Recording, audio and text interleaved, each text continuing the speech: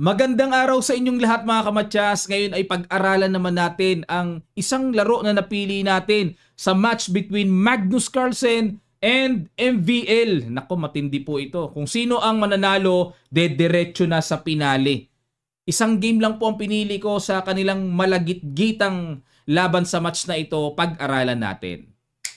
White dito si Magnus nag C4. English opening. G6 naman si MBL, G3, yan, symmetrical English na ito. Okay, parang gaya-gaya lang, Knight F6, Knight H3, ayun na naman, hindi mo talaga mahuhuli si Magnus sa opening. Meron na naman siyang bagong lutong Knight H3, tingnan natin, pumunta sa F4, D6, B3, approaching double fianchetto naman. Mekus-mekus ito. Iba-iba oh. A6 at ito po yung ganito namang pattern sa black. Natural na nilalagay ang rook sa B8 tapos nag A6 then B5. Yan ang effective niyan. Yun nga lang, nag D3 dito si Magnus na napakakunat niyan against sa paparating na B5. Okay? At nag Bishop D7. Okay, yan ang novelty at ang old line ay Bishop G4. Okay, novelty. Queen D2. Ito pong formation na ito, ginagawa ko kasi sa black to eh.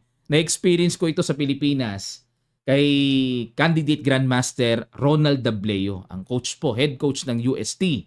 Ayan, shout out sa UST chess team. Na si IM Ronald, ito yung ginagawa niya dyan. Ang kunat, hindi ko alam kung paano titibagin yung kunat ng C4. Knight D5, hinamon ang knight sa F6 at nag E6.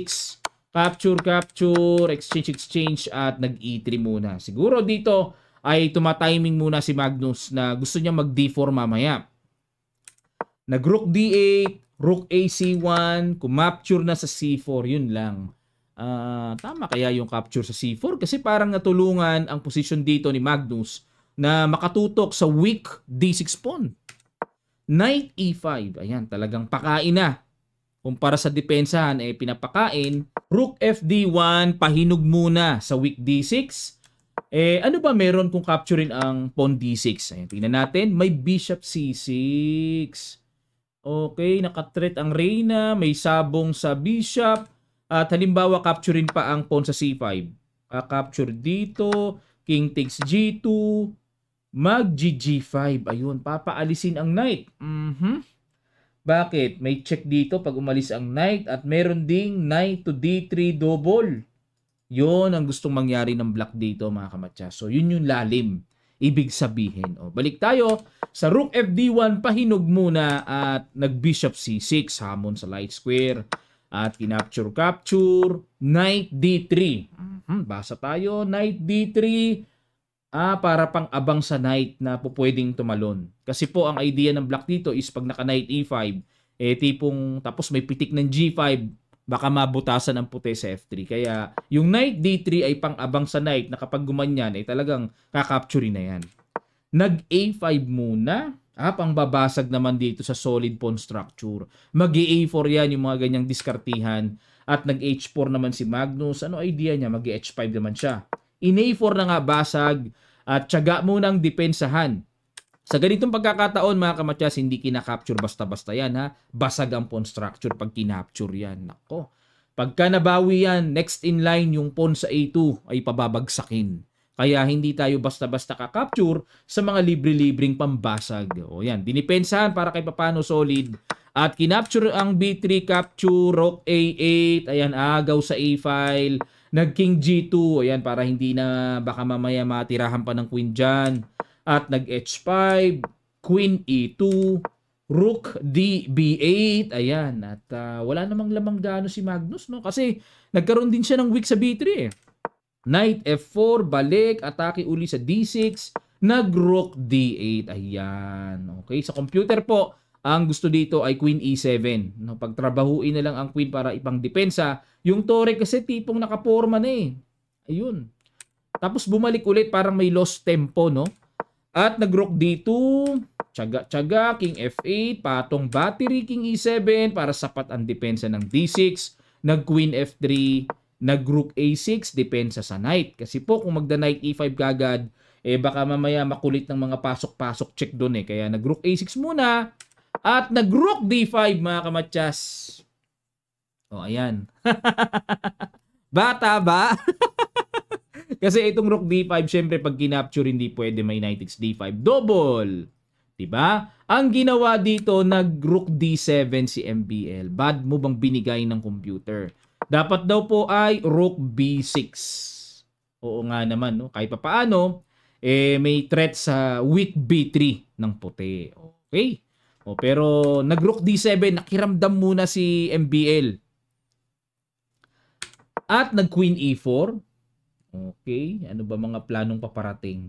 Lalim ano. Knight e5 at dito po mga kamatsas, lumabas ang nakakagulat na brilliant move ni Magnus na hindi mo akalaing meron na palang ganon. Sige po, pag-guess ko sa inyo, pang puzzle, sa ilang sandali lang tutuloy ka agad natin. Start.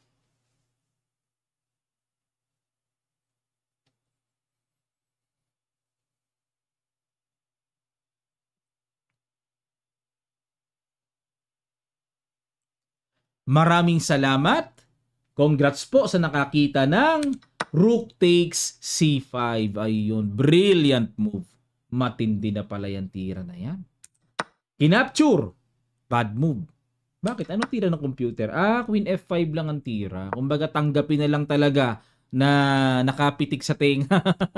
Parang napitik ng todo doon. Tanggapin na lang na ganyan. Capture, capture, and rook b5. Kaso, ang hirap tanggapin nun na parang napingasan lang ng punang malinis. Nakipagsabayan si MBL, ito po laman ng sacrifice na yan, may capture at obligadong king ang pang-capture. Kasi kung knight, kitang-kita po may knight d5, queenless. Masakit. Kaya, king takes, may sundot doon, queen b7 check. Grabe mga swabe mga diskarte talaga ni Magnus. Oh. Diba? Nakakuha ng buong buo. Queen f5, ang gustong mangyari ni MBL, dudungaw sa light square at nang maatake ang king. Pero another bad move. Dapat daw po is queen d8. Okay? Balik lang at agapan yung mga bagay-bagay na gustong gawin dyan ng puti. So, nag queen f5, may queen c8 check kasi. Kaya pala pinababalik yung reyna doon eh. King e7, grabe. Simot ang pawns. King e8 at queen d4. Sabay pakabait lang para walang mga sundot-sundot na mga queen e4 check dyan. At nag knight g4. Idea is to play e5. Nag e4, atake sa reyna. Queen a5 takbo. Knight h3. Ayan, and the queen b4. Knight g5. Queen e1. Bakit? Ano ba meron pag kinapture ang pawn sa b3? Magku-queen g7. Ayun, para kuhanin yon. At kung mag-queen b7 para depensa, mag-queen g8 check, baliwala. Makakapture pagkaangat. Okay? So, dito nag-queen e1. Nakipagsabayan na lang si MBL na kapag umalis ang reyna, sige, subukan lang bitin ang pawn sa f2. Pero c5 lang. Sa dami ng pawns. Ang daming pang tempo move. e5. Teka muna. Queen a4. Check tempo. King f8. And queen a2. Sakto pa rin. Iskwalado. Sukat na sukat. f6 paalis sa knight. And the queen a8 check na. Ayan. Napansin ni Magnus. Parang bumuka na yata yung king dyan. Iba na itong usapan. Nakipagsabayan na ng atake. At check. Dito. So, ito pa rin ang problema ng puti. Check. King e7. Naku, paano kaya yan? Ay, grabe, may ganun pala. Ang lupit naman nung nakita. May check doon, no? Grabe talaga imagination ni Magnus. Kaya pala niya sinugod ng sinugod. Nag-resign po dito si MBL. Ganda ng laban, ano? Bakit po nag-resign? Talagang pag kinapture yung knight may matches. Nepia, kaya pala sinugod niya. Parang naalangan ako kasi naiwanan yung F2. Hindi pwedeng basta-basta maiwanan to. Naku, delikado puti. Pero meron na pala siyang nakitang dire-diretsong swabing talagang mabilis na resulta. Okay? Wala eh. Kapag naman pumunta dito, ganun pa rin ang kauuwian. Chechikin, mauobliga pa rin kumapture sa knight. Then matcha sa E8 eh. Talagang deserve talaga ni Magnus, mga kamatsas, ang grand finale. Ayan, nag-aabang naman siya sa magiging resulta between Nepo and Firouzja. Ayan, at tapos na ang nangyari sa match na yon. Okay, at pili tayo ng isa sa best game nila Nepo and Firouzja. At kung sino ang manalo doon sa ating i-analyze, ay siya ang karapat-dapat namang tatapat kay Magnus sa pinali. Mamaya po gaganapin ang finals niyan. Okay, maraming salamat po mga kamatyas. Sana po natuto kayo dito sa game na inanalyze natin. At kung kayo may mga katanungan pa sa mga nakita nyo, lapag nyo lang po sa comment section below. At kung kayo may gustong ipa-analyze, tingnan natin kung talagang matindi yan, lapag nyo lang din po sa comment section below. Maraming salamat. Magkita-kita pa tayo sa mga susunod pang chess updates.